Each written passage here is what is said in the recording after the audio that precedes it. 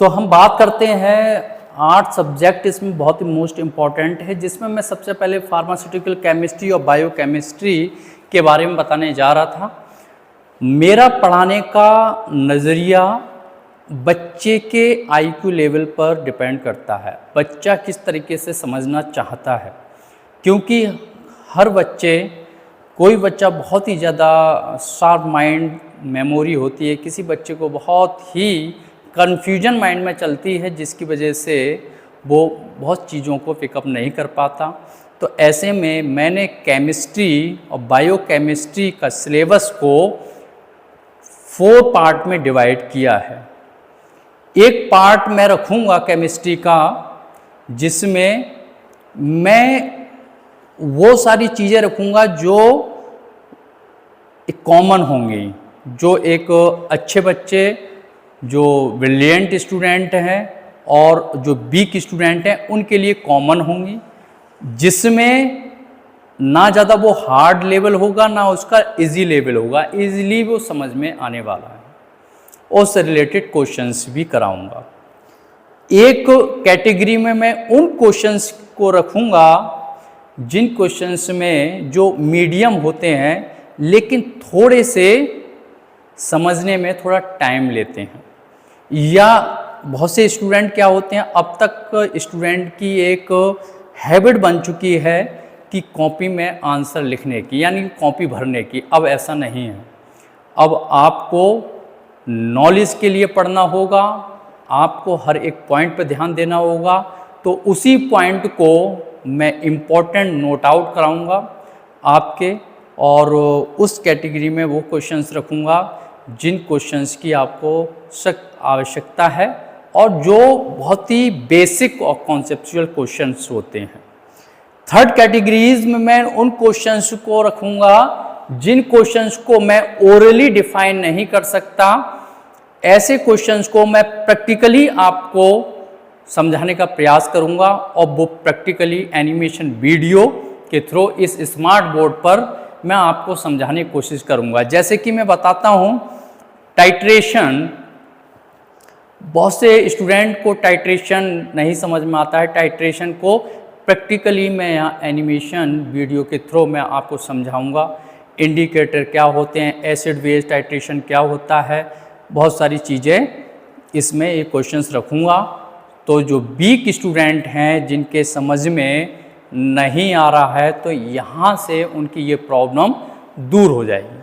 Last में मैं उन क्वेश्चंस को रखूँगा जिन क्वेश्चंस की बहुत ही इम्पोर्टेंस है, यानी कि हम ये कह सकते हैं कि वो क्वेश्चंस जो पिछले कई सालों से जो फार्मासिस्ट की तैयारी है, फार्मासिस्ट के पेपर की, जो फार्मासिस्ट के लिए जिन्होंने गवर्नमेंट फार्मासिस्ट के लिए जो पेपर हुए हैं, उनके पिछले साल से जो आए हुए इम्पोर्टेंट क्वेश्चंस हैं, सबसे ज़्यादा जो रिपीट हुए हैं, उनसे रिलेटेड टॉपिक को मैं कवर करूँगा। तो मेरा पढ़ाने का एक टेक्नोलॉजी होगी, उसमें एक मॉडलिटी होगी, और एक स्टूडेंट इनोवेटिव पर्पस से मैं पढ़ाना स्टार्ट करूँगा। और सबसे बड़ी चीज़ है कि बहुत ही इजी वे में और बहुत ही फ्रेंडली एनवायरनमेंट और इन्जॉय करते हुए हम एग्जिट एग्ज़ाम की तैयारी करेंगे। तो अब मैं आगे बताता हूँ।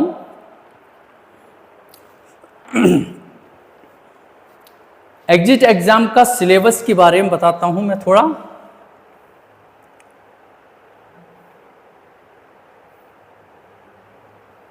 ठीक है, D form exit exam syllabus 2024 subject wise.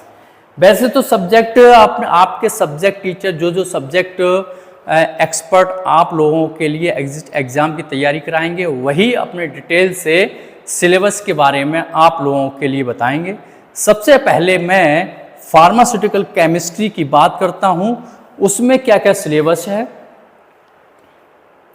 Pharmaceutical chemistry, तो जैसे कि आप लोग जानते हैं, जो आपने डी फॉर्म फर्स्ट ईयर में पढ़ा है, सबसे पहला चैप्टर है introduction to pharmaceutical chemistry. Introduction to pharmaceutical chemistry में ये टॉपिक कवर होते हैं जिसमें बहुत से स्टूडेंट अच्छे से समझ के लिख आते हैं, कुछ रट के लिख कर आते हैं, लेकिन इससे काम चलने वाला नहीं है। एग्जिट एग्जाम में हमें हर एक चीज़ को बारीकी से समझना पड़ेगा। जिसमें सबसे पहले बात करें इंट्रोडक्शन टू फार्मास्यूटिकल केमिस्ट्री, तो फार्मास्यूटिकल केमिस्ट्री से रिलेटेड जो इम्पोर्टेंट टर्म्स होंगे उनके बारे में हम डिस्कस करेंगे इसमें।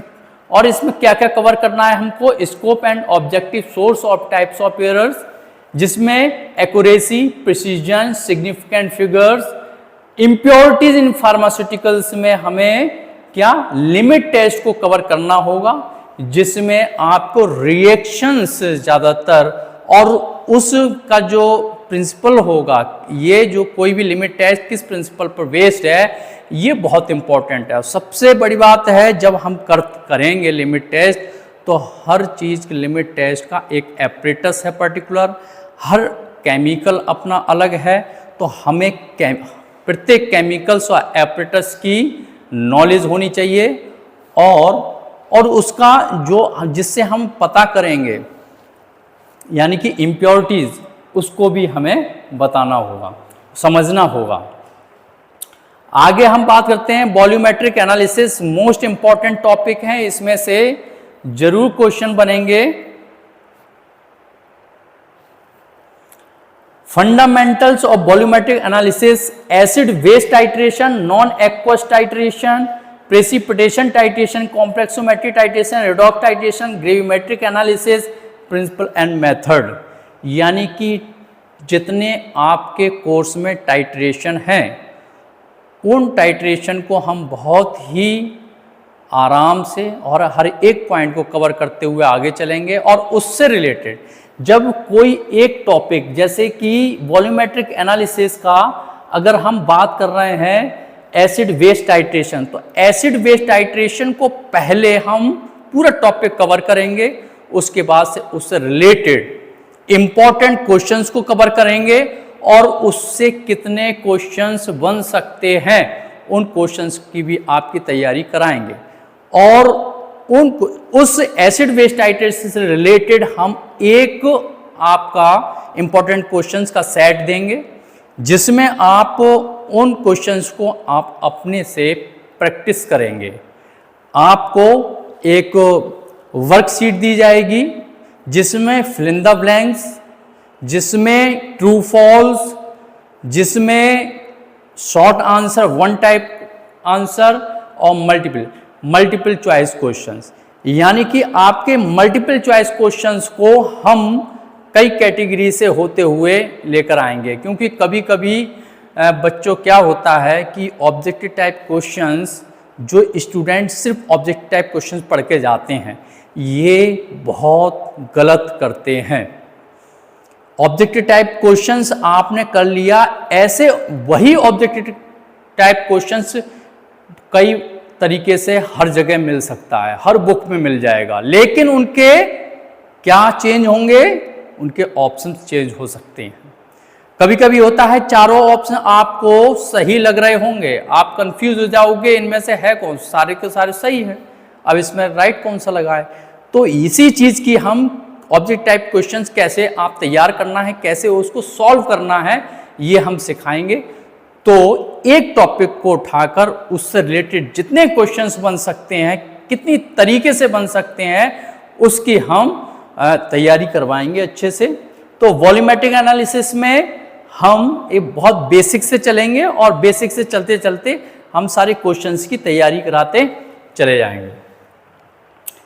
इसके बाद तीसरा चैप्टर है इनऑर्गेनिक फार्मास्यूटिकल्स। इनऑर्गेनिक फार्मास्यूटिकल्स में कुछ टॉपिक्स हैं जो सिर्फ आपसे पूछे गए हैं। इसमें आपको सिर्फ बेसिक्स, अगर आपके एग्जाम में क्वेश्चंस आएंगे तो वही क्वेश्चंस आएंगे जो कि इम्पोर्टेंट हैं और जिनसे आप इजीली कर सकते हो। जैसे कि हेमेटेनिक्स किससे रिलेटेड है, गैस्ट्रोइंटेस्टाइनल एजेंट कौन से होते हैं, टॉपिकल एजेंट्स क्या हैं, डेंटल प्रोडक्ट क्या हैं, मेडिसिनल गैसेस क्या हैं। तो ये जितने भी हम इनऑर्गेनिक फार्मास्यूटिकल्स हैं, इनकी डेफिनेशन के साथ इनका क्लासिफिकेशन और इनके यूजेस बहुत अच्छे से पढ़ेंगे। सबसे इंपॉर्टेंट चीज है एग्जाम्पल्स। ये haematinic, gastrointestinal agent, topical agent, dental product, medicinal gases, ये एग्जाम्पल्स हैं। और दूसरा है सबसे मोस्ट इंपॉर्टेंट ब्रांड नेम। तो जो पॉपुलर ब्रांड नेम होगा वही आपके एग्जाम में आएगा और पूछेगा बताइए ये किसका है। अब जैसे कि for example Calpol, Dolo, Calpol लिख दिया, कालपोल 500 mg, ये ब्रांड किस फार्मास्यूटिकल प्रिपरेशन की है या किस फॉर्मुलेशन की है। तो उसमें लिखा होगा बताइए पैरासीटामोल है, डाइक्लोफेनिक है, या आपका हेमेटेनिक है, या आपका टॉपिकल एजेंट। तो आप बताओगे कालपोल क्या है, पैरासीटामोल है। तो इस तरीके से आपके जो ब्रांडेड नेम हैं, जो पॉपुलर ब्रांड नेम हैं, वो हम अच्छे से कवर करेंगे, लेकिन इंपॉर्टेंट ही होंगे। वैसे तो दुनिया भर के बने हुए हैं। नेक्स्ट बात करते हैं सेंट्रल नर्वस सिस्टम पर एक्ट करने वाले ड्रग। तो एक ओवरऑल जितनी केमिस्ट्री है, केमिस्ट्री में सबसे ज़्यादा फोकस हमें कहाँ करना है, एग्जाम्पल्स पर। अगर हमें एग्जाम्पल पता है कि ये एग्जाम्पल किस सेक्शन को बिलोंग करता है, तो हमें इजी हो जाएगा। देखिए हर ड्रग की 4-5 चीज़ें हैं, कॉमन हैं, जो पूछी जाती हैं और आप लोगों के सिलेबस में भी हैं। जैसे कि chemical name, IUPAC nomenclature, chemical name है और केमिकल स्ट्रक्चर है, ठीक है, स्टोरेज एंड कंडीशंस है, और इसके बाद में यूजेस हैं उसके, ठीक है, पॉपुलर एंड ब्रांड नेम है। तो ये सारी चीज़ें हम जो है इसको हर एक ड्रग के बारे में सारी कॉमन होंगी। बस केमिकल स्ट्रक्चर और केमिकल नेम, यूजेस सबके सेम होंगे। अगर एक कैटेगरी की ड्रग है यूजेस भी सेम होंगे, लेकिन डिफर क्या करेगा, केमिकल नेम और केमिकल स्ट्रक्चर। तो सबसे पहले बच्चों आप लोगों को बड़े इजी वे में हम एनेस्थेटिक्स बताएंगे, होते क्या है ये। उससे पहले हम ड्रग एक्टिंग, ड्रग जिस पे काम करेगी, यानी सेंट्रल नर्वस सिस्टम HAP का पार्ट है, जो HAP के एक्सपर्ट आपको इसमें कवर कराएंगे, और मैं भी CNS आपको अच्छे से समझाने का प्रयास करूंगा, जिसमें कुछ ड्रग्स के ये एग्जाम्पल्स हैं। और जो आपके इन एग्जाम्पल्स में जो लगा हुआ है स्टार, यही एग्जाम्पल बहुत ज़्यादा इम्पॉर्टेंट भी हैं, यहाँ से क्वेश्चन बनने के बहुत बहुत चांसेस भी हैं। नेक्स्ट बात करें हम ऑटोनॉमिक नर्वस सिस्टम पर एक्ट करने वाले, तो हम एक एक ड्रग को बहुत अच्छे से, बहुत ही अच्छे से, और उससे रिलेटेड क्वेश्चंस की हम तैयारी करेंगे। Next drug acting on cardiovascular system, cardiovascular system से रिलेटेड कितने प्रकार की डिजीज हैं, उन डिजीज को क्योर और ट्रीटमेंट करने के लिए कौन कौन सी ड्रग यूज की जाती हैं, और उन ड्रग की क्या एबिलिटी होती है, कैसी होती हैं, उनका स्ट्रक्चर कैसा, केमिकल स्ट्रक्चर कैसा होता है, उन पॉपुलर ब्रांड नेम क्या है, किस मार्केट में किस नाम से आती है। तो इस चीज़ को हम एक एक करके डिस्कस करते जाएंगे और उसके क्वेश्चंस की हम तैयारी करते जाएंगे। जैसे anti hypertensive agent, anti hypertensive agent क्या होते हैं, जो बीपी को लो करते हो, बीपी को डाउन करते हो। जिन लोगों का हाइपरटेंशन, हाइपरटेंशन का मतलब होता है बीपी बढ़ जाना, और बीपी बढ़ने के बाद उसे लो करने वाली जो दवाइयाँ होती हैं वो एंटी हाइपरटेंसिव एजेंट होती हैं। इन सब की जितनी इम्पोर्टेंट मेडिसिन्स हैं ये यहाँ पर लिखी हुई हैं, और इन्हीं के बारे में हमें डिटेल से पढ़ना है, और उनसे रिलेटेड क्वेश्चंस हमें प्रैक्टिस करनी है। नेक्स्ट हमारा है डायूरेटिक्स। डायूरेटिक्स में भी ऐसी डायूरेटिक्स से रिलेटेड जितने भी क्वेश्चंस होंगे बनेंगे उसकी हम तैयारी करेंगे। नेक्स्ट है analgesic and anti inflammatory agent, जो कि दर्द में और बुखार में जो यूज होती हैं दवाइयाँ commonly, paracetamol, aceclofenac, mefenamic acid, celecoxib, piroxicam, ibuprofen, aspirin, diclofenac, ये ही एग्जाम्पल आपके इसमें पूछे जाएंगे और इसी की हम तैयारी करवाएंगे आपको। नेक्स्ट बात करते हैं anti infective agent. Anti infective agents में कौन कौन सी कैटेगरीज हैं, उन कैटेगरीज से रिलेटेड कितने एग्जाम्पल्स हैं, उन एग्जाम्पल्स को वन बाय वन हम डिस्कस करेंगे। उनसे रिलेटेड ऑब्जेक्टिव टाइप क्वेश्चंस की हम तैयारी करेंगे और पूरा सिलेबस कवर करेंगे। Next antibiotic, anti neoplastic agent, most important, बहुत सारे क्वेश्चन बनेंगे इसमें। एंटीबायोटिक से बहुत क्वेश्चन पूछे जाएंगे। तो ये हमारा फर्स्ट ईयर का डी फॉर्म फर्स्ट ईयर का फार्मास्यूटिकल केमिस्ट्री हमारा ये कंप्लीट होगा और हम बहुत कुछ सीख चुके होंगे। उसके बाद बायोकेमिस्ट्री स्टार्ट होगी। बायोकेमिस्ट्री सेकेंड ईयर का पार्ट है और सबसे पहले हम डेफिनेशन कार्बोहाइड्रेट के बारे में एक बहुत ही बेसिक क्वेश्चंस पूछे जाएंगे। Carbohydrate definition, classification, chemical properties, monosaccharide, glucose क्या है, फ्रक्टोज क्या है, गैलेक्टोज क्या है, इसका स्ट्रक्चर कैसा है, क्वालिटेटिव टेस्ट पूछेगा, बायोलॉजिक रोल ऑफ कार्बोहाइड्रेट पूछ सकता है। मतलब कहने का है ये हमारा ओवरऑल जो सिलेबस है पीसीआई से जो पीसीआई ने कंडक्ट किया, जो सिलेबस दिया है डिप्लोमा इन फार्मेसी में केमिस्ट्री से रिलेटेड, वही उसी सिलेबस में से इंपॉर्टेंट क्वेश्चन बनकर आपसे पूछे जाएंगे।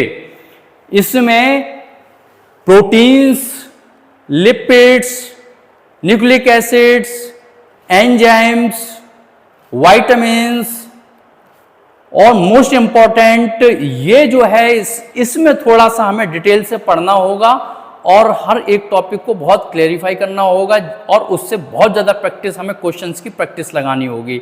जो है metabolism, study of cycle pathway without chemical structure, यानी कि आपके सिलेबस में केमिकल स्ट्रक्चर नहीं उसे ड्रॉ करना है, तो हमें सिर्फ साइकिल लर्न करनी है और उसे समझना है, उससे रिलेटेड हर एक स्टेप में बनने वाले क्वेश्चंस को तैयार करना है। नेक्स्ट है minerals, water and electrolytes, introduction to biotechnology. Biotechnology most important है, इससे क्वेश्चन बनेगा ही बनेगा। और नेक्स्ट है ऑर्गन फंक्शन टेस्ट। हम पैथोलॉजी में अपने टेस्ट करवाते हैं, बीमारियां हो जाती हैं, हम अपना ब्लड टेस्ट करवाते हैं, यूरिन टेस्ट करवाते हैं, लिपिड टेस्ट करवाते हैं, तो उसी टेस्ट और उनकी नॉर्मल रेंज, एबनॉर्मलिटी, ये सारी चीज़ें हम उसकी अच्छे से स्टडी करेंगे। तो ओवरऑल ये हमारा जो है पूरा सिलेबस हम बहुत ही इजी वे में, बहुत ही स्मूथली कवर करेंगे, प्रैक्टिस करेंगे। तो आपको बच्चों मेरे साथ लगना पड़ेगा, मेहनत करनी पड़ेगी। बस आप अपना थोड़ा सा समय दीजिए और आने वाले अपने फ्यूचर को ब्राइट कीजिए। इस संस्था से जुड़िए, हमसे जुड़िए। आप जुड़ेंगे उसके बाद ही आपको पता लगेगा कि आप में कितना इम्प्रूवमेंट हुआ है, आप में पॉजिटिविटी आएगी, आप में कॉन्फिडेंस बढ़ेगा, जिससे कि आप आने वाले एग्ज़ाम, एग्जिट एग्ज़ाम के साथ साथ और भी एग्ज़ाम को क्लियर कर पाएंगे। ऐसे ही सारे सब्जेक्ट के हमारे एक्सपर्ट आपको डिटेल से ऐसी थोड़ी छोटी करते रहेंगे, देते रहेंगे आपको इन्फॉर्मेशन। और अब मैं जो है नेक्स्ट वीडियो जब मैं लेकर आऊँगा तो उसमें मैं सबसे पहले अपना फर्स्ट लेक्चर लेकर आऊँगा केमिस्ट्री का। उसको समझाने के बाद फिर मैं क्वेश्चंस, ऑब्जेक्टिव टाइप क्वेश्चंस की प्रैक्टिस कराऊँगा।